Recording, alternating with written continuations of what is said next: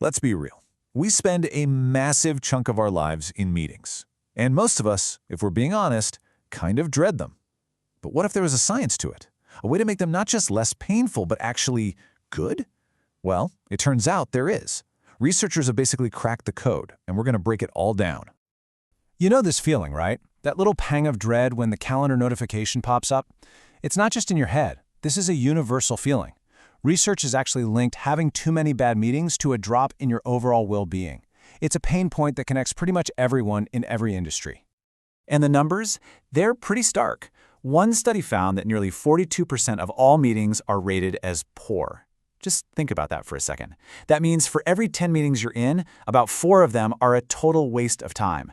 That is a huge drain on our time, our energy, and our company's resources. Okay, so if so many meetings are broken, what's the difference? What separates the ones that leave you energized and focused from the ones that just leave you exhausted? Is there some kind of secret formula, a hidden DNA for a great meeting? Well, that is the exact question a team of researchers decided to figure out. So what these researchers did was pretty incredible. They decided to put real-world meetings under a scientific microscope. And this wasn't about sending out surveys asking people how they felt about a meeting. This was about watching what they actually said and did. Here's how they pulled it off. They went into 20 different companies and videotaped 92 real team meetings. Then they analyzed every single word, every interaction, and categorized it. But here's the really brilliant part. They didn't stop there. They then tracked those teams' productivity and even their company's financial success for the next 2.5 years to see what really made a difference. So after sifting through all of that data, what did they find? They discovered that pretty much everything said in a meeting can be sorted into 2 big buckets. You can think of it as 2 opposing forces, the engine, which is everything that pushes the meeting forward, and the drain, which is everything that pulls it back.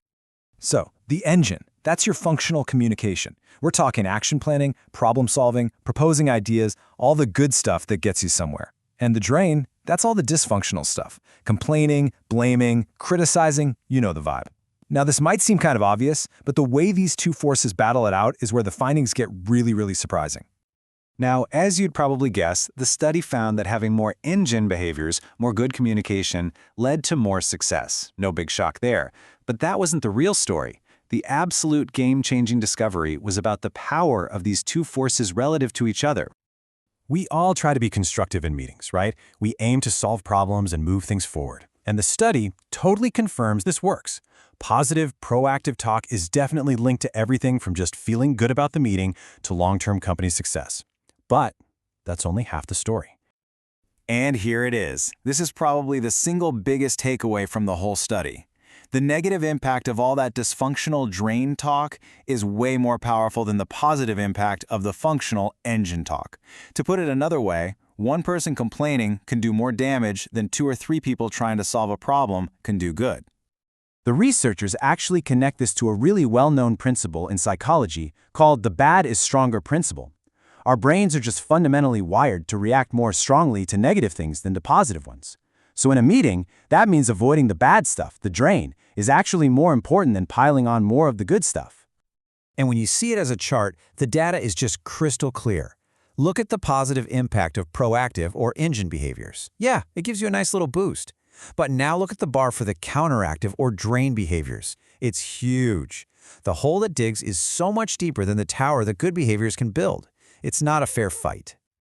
Okay, so the lesson is just to avoid being negative at all costs, right? We should all just be super positive and agreeable all the time. Simple. Well, not so fast. The study found another fascinating twist that really challenges that idea. You see, it turns out that not all agreement is actually good.